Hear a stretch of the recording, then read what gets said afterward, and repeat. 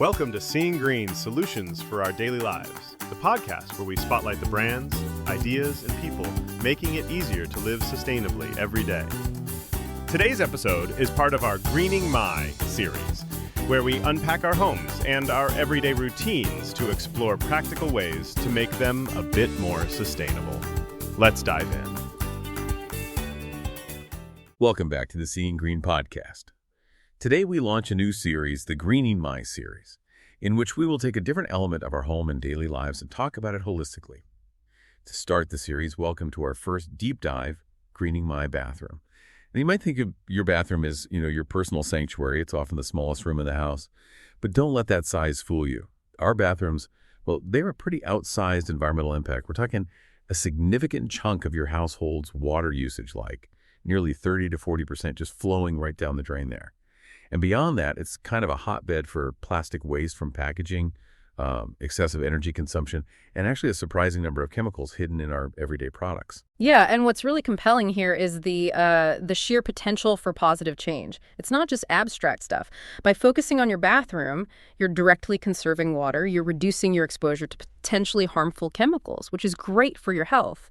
Plus, you save money on utility bills, and you really can shrink your carbon footprint quite significantly. It's about more than just going green. It's really about making smarter, cleaner choices that actually enhance your overall well-being, starting right there in a space you use every single day. That is a powerful call to action. And honestly, it can feel like a lot to tackle all at once. So to make this deep dive, actionable and clear, we're going to unpack it category by category. We'll explore bathroom fixtures, then personal care products, cleaning products, textiles, and finally, our general waste habits in the bathroom. Sound good? Sounds great. Let's break it down. Okay, let's jump right in with bathroom fixtures. Saving water and energy at the source.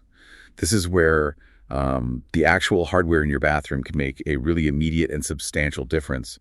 It's quite striking when you realize that toilets, showers, and faucets, those three things together account for a massive, 64% of household water usage? Exactly. It's huge. And this is where low-flow fixtures become, your best friends, really. These aren't just some trendy gadgets. They're plumbing products specifically engineered to save water. They use lower flow rates or just smaller amounts per flush. And this push for efficiency isn't brand new. The U.S. Energy Policy Act of 1992, that actually federally mandated maximum water usage for fixtures. And today, the EPA WaterSense program, it builds on that. It sets really rigorous standards for these water-saving products. And just to give you a sense of the scale, the switch to low-flush toilets alone, that saved the U.S. something like 7 billion gallons of water a day. 7 billion gallons a day. That's mind-boggling. It really is. Enough water for several major cities daily. Wow. Okay, let's drill down into toilets then. The older models, right? Yeah. Especially pre-1982 ones, they were serious water guzzlers. We're talking 5 to 7 gallons per flush. Unbelievable, isn't it? Yeah.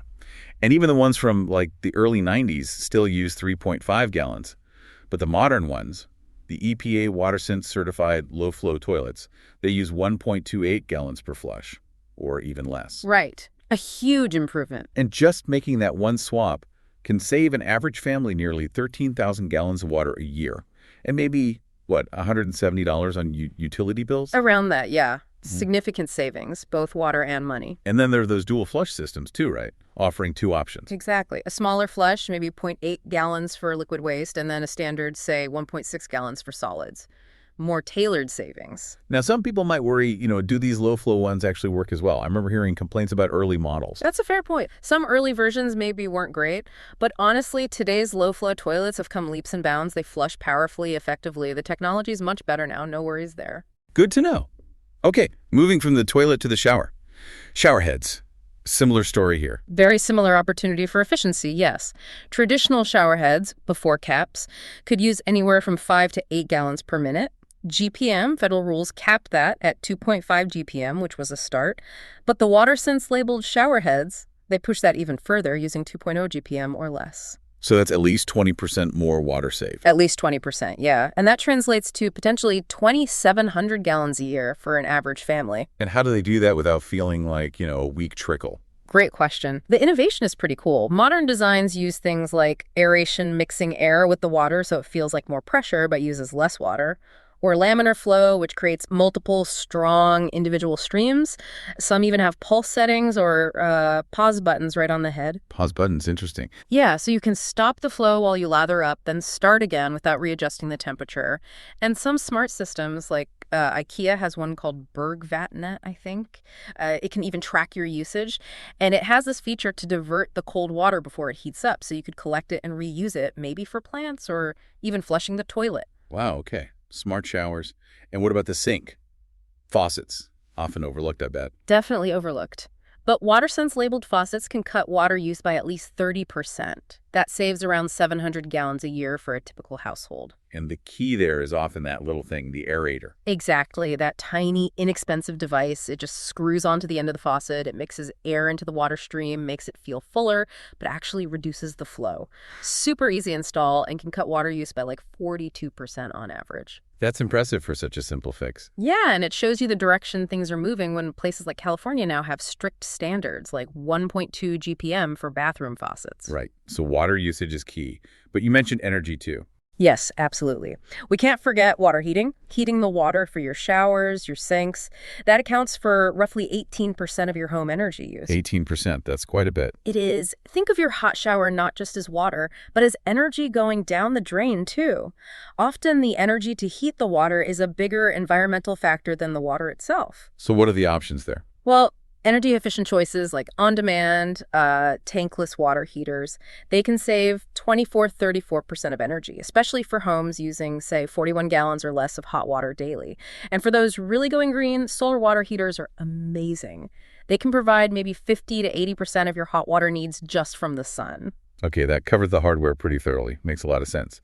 Now let's turn our attention to, well, the constant stream of stuff flowing through our bathrooms, personal care products, beyond the plastic bottle. This category feels like it has a huge, often hidden impact. All that plastic packaging, chemical runoff, microplastics. Oh, it's massive. And it's shocking when you hear stats like maybe 90% of kitchen packaging gets recycled, but only around 50% in the bathroom. Only half. Why the difference? Could be several reasons. Maybe lack of recycling bins in bathrooms, uncertainty about what's recyclable. But the result is the same. Lots of plastic heading to landfill. And we have to remember, plastic never really goes away. It just breaks down into smaller and smaller pieces, microplastics. These pollute our oceans, our soil, get into wildlife, and potentially into our own food chain. It's a scary thought. Yep. Let's start with dental care. Toothbrushes, for instance. Right, the humble plastic toothbrush, a major culprit. In the UK alone, they estimate around 200 million get thrown away every year, and they take something like 400 years to degrade. So yeah, basically every plastic toothbrush ever made is probably still out there somewhere. Every single one. Wow. So what's the swap? The simple, really impactful swap is a bamboo toothbrush. Bamboo is a fast-growing, sustainable grass. The handles are biodegradable, usually compostable. The bristles are often BPA-free nylon, gentler on gums too. Easy win. Okay, bamboo toothbrush. What about toothpaste? Those tubes? Ooh, toothpaste tubes. They're notoriously hard to recycle because they're made of multiple layers, often plastic and metal foil. Again, in the UK, maybe 300 million tubes discarded annually. So alternatives. Yeah, look for natural toothpaste in glass jars. Brands like Truthpaste do this. Oh. Or toothpaste tablets are becoming really popular. Often in glass jars, too. Just chew a tablet and brush. Tablets, interesting. And floss. Seems so small, but... Tiny but mighty in terms of pollution. It's typically nylon plastic string in a little plastic dispenser designed not to break, right? So it ends up wrapping around marine life, causing real harm. Yikes. Alternatives for floss. Definitely. You can get refillable floss dispensers, often glass or stainless steel. The floss itself might be bioplastic, made from cornstarch. Or there's eco-friendly silk floss, which is compostable. Okay. And mouthwash. Usually big plastic bottles. Yep, single-use plastic again. Look for alternatives, maybe packaged in a recyclable aluminum. Organics has an oil-pulling mouthwash like that. It's amazing how many small items add up to a big plastic problem. Okay, let's move to hair and body swaps. Liquid soap, shower gel. Obvious plastic packaging issue there, right? Yeah. And those pumps are often not recyclable, plus the products themselves can contain things like non-degradable liquid plastic polymers or petroleum-based chemicals that wash down the drain. So the simple switch is... Back to basics. Bar soap. It just doesn't need complex synthetic chemicals or plastic packaging.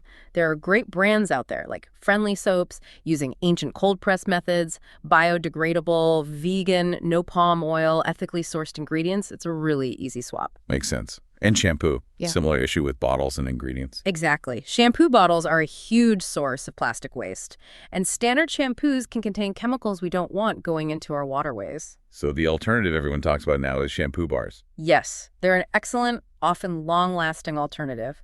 Plastic-free, usually natural or vegan ingredients, no artificial preservatives or scents. Plus, they take up way less space. Great for travel, too. But what if you really prefer liquid? Then refillable bottles are a great option. This is a growing trend. Brands like, say, Plain Products offer durable aluminum bottles. You buy the bottle once, then just get refills of their natural allergen-free hair and body washes. Cuts down massively on plastic, saves maybe 60 grams of plastic per refill. Aluminum bottles, Right. Refill systems. Yeah. That's smart. Okay, what about other personal care items? Razors. Oh, disposable razors. Billions, literally billions, thrown away each year globally. They're a mix of materials, plastic, metal, so they're not recyclable, and they can take like 1,000 years to decompose in landfill. 1,000 years. What's the alternative? Go old school. Safety razors. These are the traditional metal razors. You just replace the single stainless steel blade, which is recyclable. They work really well, often give a closer shave, and look pretty cool too. Reusable handle, recyclable blades, much better. Okay. And Q-tips. Cotton buds. Those little plastic sticks, yeah. An estimated 1.8 billion plastic-stemmed cotton buds used annually just in the UK. Many end up flushing down toilets, getting into waterways, harming wildlife. So the swap is? Bamboo cotton buds, again, bamboo to the rescue. Like the ones from Wild and Stone. 100% biodegradable, sustainable bamboo stick, soft cotton tip. Plastic-free packaging, easy. Makeup removal. Wipes seem convenient, but Convenient, yes, but terrible for the environment. Most makeup wipes contain plastic fibers like polyester or polypropylene. They don't biodegrade, they just break down into microplastic. Plus, flushing them causes huge problems in sewer systems. so reusable options. Absolutely. Reusable makeup pads, often made from organic cotton or bamboo fiber. You just use them, toss them in a mesh bag, wash and reuse. Simple. Okay, one more deodorant. Lots of plastic applicators there. Huge amount of plastic, yeah. But lots of great plastic-free options now. You can find deodorants in cardboard push-up tubes, glass jars, or even refillable metal cases. Look for natural ingredients too, coconut oil, shea butter, baking soda instead of aluminum compounds. It really feels like there's a sustainable swap for almost everything in the bathroom routine now. There pretty much is. It just takes a little looking. So you mentioned a few brands already, but let's highlight some Seeing Green Solutionists of the day for personal care. Who's really pushing the boundaries? Well, we talked about Ethic. They're pioneers in solid bars, hair care, skincare, deodorant, totally plastic-free, microplastic-free. They report saving nearly 6 million gallons of water because their bars are concentrated, no water filler. Plus, home compostable packaging. Certified vegan, high-scoring B Corp too. Really impressive. Wow, 6 million gallons of water saved. That's amazing. Then there's Plain Products. Focusing on those refillable aluminum bottles, they make a great point. Only 5–10% of plastic actually gets recycled, while aluminum can be recycled endlessly without losing quality. Their bottles are designed for reuse. Even their shipping boxes are recycled and reused. That closed-loop thinking is key. Definitely. And Uni offers a similar refillable system, but with these sleek, forever pump bottles, they focus on marine-safe ingredients, even using upcycled materials. And my Cluck Hut plant-based soaps, shampoo bars, poo bars they call them, shave bars, focused on health for people and planet, and they donate to nonprofits. Yeah, and brands like Everyman Jack offer cleaner ingredients, recycled bottles, B Corp certified, California Naturals, co-founded by Shelby Wild with Owen Wilson involved, aiming for accessible natural products. Owen Wilson, Chief Shampoo Officer. Yeah. And Ursa Major is a B Corp and plastic negative. They fund removal of twice the plastic they produce, partnering with Repurpose Global. They're using upcycled ingredients and aiming to cut their own plastic use by over 50% soon. Lots of great work happening. That's really inspiring to hear about all these companies. Okay, let's shift gears from our bodies to cleaning the bathroom itself. Cleaning products, scrubbing green. Here's where it gets interesting again. Conventional cleaners, we know they often come in plastic bottles, but what about the stuff inside? Right, that's a huge issue. Many common cleaners contain ingredients like Phthalates, which would be hormone disruptors, triclosan, which contributes to antibiotic resistance, quaternary ammonium compounds, or quats. These all wash down the drain and pollute waterways. Plus, they often come in single-use plastic, and spraying them can really impact your indoor air quality. Not great for you or the planet. So what are the green cleaning solutions? The key is switching to plant-based biodegradable cleaners. They use enzymes or plant-derived surfactants to clean effectively without those harsh chemicals. Brands like Force of Nature, Method, Common Good, Ecos are good examples.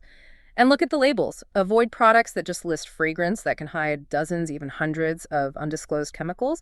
Also steer clear of sodium lauryl sulfate, SLS, parabens, chlorine bleach. Can you just make your own? Absolutely. That's often the greenest and cheapest option. Simple stuff like white vinegar and baking soda works wonders on many bathroom surfaces. Maybe add a few drops of essential oil for scent.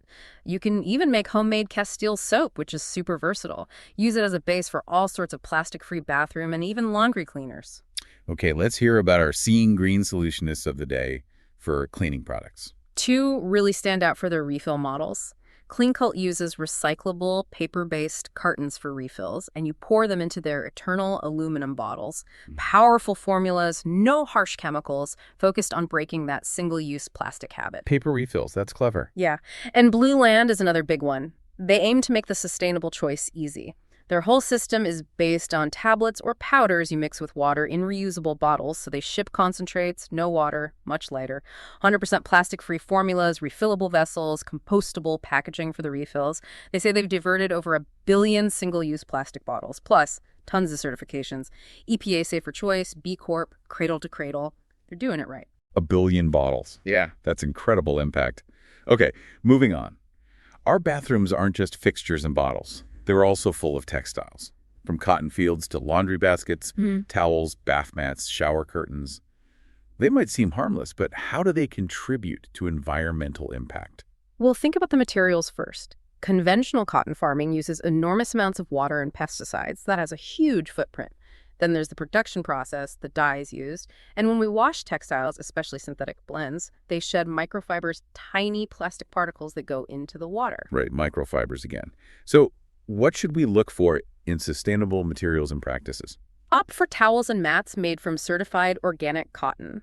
Growing cotton organically avoids those harmful pesticides and uses less water. Or look for other sustainable fibers like hemp or bamboo lyocell, which often absorb moisture really well too, sometimes better than chemically treated conventional cotton. Certifications are key here too, I assume. Definitely. Look for Global Organic Textile Standard Ecotex certification.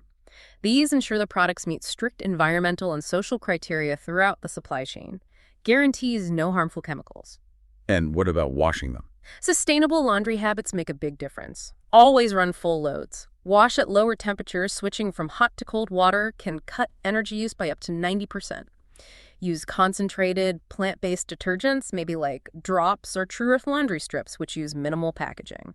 And simply hanging towels to dry between uses lets you wash them less often, saving water, energy, and wear and tear on the towel. Good tips. Let's shout out some Seeing Green Solutionists of the day for textiles. Okay, Attitude specializes in what they call clean bamboo textiles. They're really focused on conscious sourcing and regenerative practices. They even have a take-back program called Renew to repair and resell returned items, keeping them out of landfill. They reported a 55% cut in CO2 emissions last year. Impressive. Regenerative focus is important. Very. Under the Canopy has been around a long time, aiming to be the most sustainable home brand. They use mostly organic, non-GMO cotton, have all the key certifications, Gottlet's, Ocotex, FSC, purposeful design for longevity, low-impact dyes. And Parachute Home. They have a strong, responsible material strategy. High-quality fibers like flax, tencel lyocell, Gott organic cotton, even recycled down and polyester, ethical manufacturing, Ocotex certified.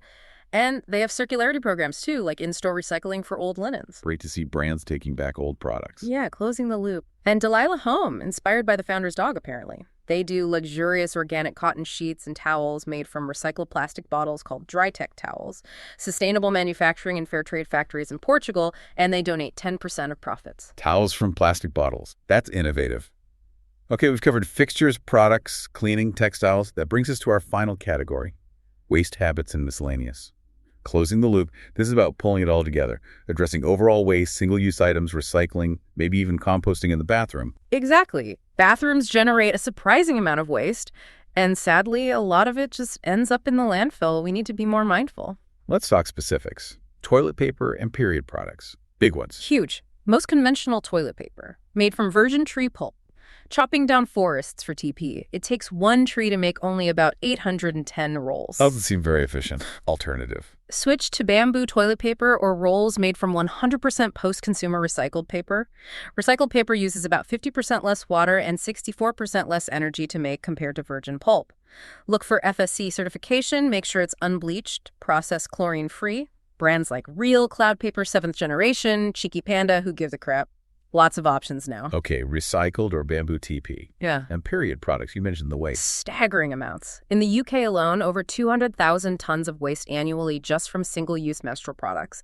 A typical menstrual pad is about 90% plastic and can take up to 500 years to break down. Plus, conventional pads and tampons can contain dioxins, pesticides, fragrances, stuff you might not want near sensitive areas. So reusable options are the way to go. Reusables are fantastic. Menstrual cups like Moon Cups, period underwear, reusable cloth pads. They save a ton of waste and money over time. If reusables aren't for you, there are also biodegradable pads and eco-friendly organic cotton tampons available now, free from those harmful chemicals. Good to have choices. Now, beyond those, what about general waste habits and overlooked opportunities in the bathroom? Well, we've touched on some replacing disposable plastic cotton buds and floss with reusable or compostable versions. A really simple step. Put a dedicated recycling bin in the bathroom. Makes it much easier to recycle those shampoo bottles, toilet paper rolls, cardboard boxes. Just remember to rinse containers. Good point, the convenience factor. Exactly. And think about repurposing. Empty glass jars from creams or lotions, perfect for storing small items like hair ties or cotton rounds. Reduce and reuse before recycling. Right. And here's an idea maybe not everyone considers. Composting bathroom waste. Use tissues, paper towels if not too soiled, cardboard rolls, hair, nail clippings. These can often go in a compost bin instead of landfill. Just keep it separate if needed. Composting from the bathroom. Oh, okay. And a really important point. Use up what you already have. Don't just throw out all your half-used plastic bottles to buy eco-friendly ones immediately. Finish them first, then make the switch. Avoid creating unnecessary waste in the name of reducing waste. That's a crucial reminder. What about energy habits? Yeah, unplug those chargers. Electric razors, electric toothbrushes. Yeah. Even when they're not actively charging or turned on, they can draw vampire power. It seems tiny, but collectively, these idle devices can account for 5–10% of your household electricity use. Just unplug them when not in use. Vampire power. Good term. And reusing towels. Absolutely. Reuse towels multiple times between washes, saves water, saves energy, makes your towels last longer. Simple but effective. And one last miscellaneous tip. Bring some nature in. Adding houseplants like peace lilies, snake plants, or Boston ferns to your bathroom not only looks nice, but they actually help purify the air by absorbing VOCs, volatile organic compounds. Good for your well-being, too. Okay, that's a wealth of information covering pretty much every corner of the bathroom. But, hearing all this, it can feel a little overwhelming. This raises an important question. How do we actually put all this into action without feeling defeated before we even start? That's the key question, isn't it? It's easy to feel like you have to do everything perfectly right away. Exactly. So let's distill it down. Remember, the goal here is progress, not perfection. We've got 3 actionable tips to make starting easier.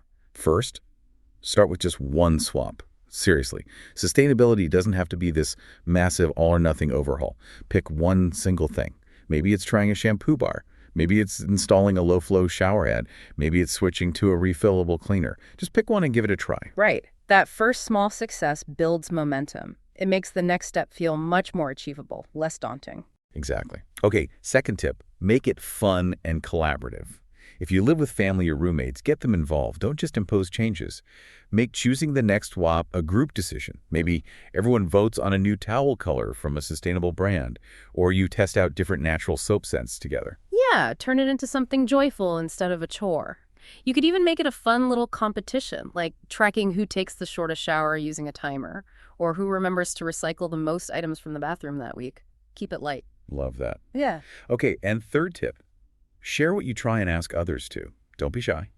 Post about your favorite swap on social media, or tell a friend about that great bamboo toothbrush you found.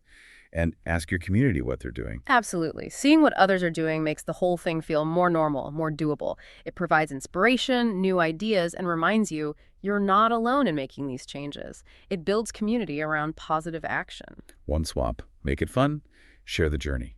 That feels manageable. It really does. Yeah. And remember, your journey toward a more mindful, zero-waste bathroom connects you to this growing global community of people making conscious choices for planetary health.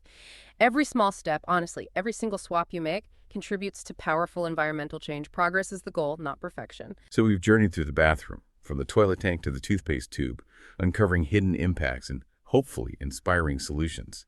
It really shows how our most private spaces can have public consequences. Which leaves me wondering, if the bathroom holds this much potential for change, what other seemingly ordinary parts of our homes and lives hold similar hidden footprints, just waiting for us to see them green? Something to think about. Interested in learning more about creating a greener, more sustainable home and daily life? Check out the other deep dives from the Seeing Green podcast. And visit the Seeing Green website to see more trailblazers making significant strides in promoting eco-friendly living through innovative products, solutions, and practices. That's online at www.seeinggreen.eco. And follow us at Seeing Green Eco across social media channels. Thank you for joining us for this episode of the Greening My series on the Seeing Green podcast. Until next time. This episode is for informational purposes only and does not constitute medical, legal, or professional advice. Always consult relevant experts when making changes to your home, health, or habits.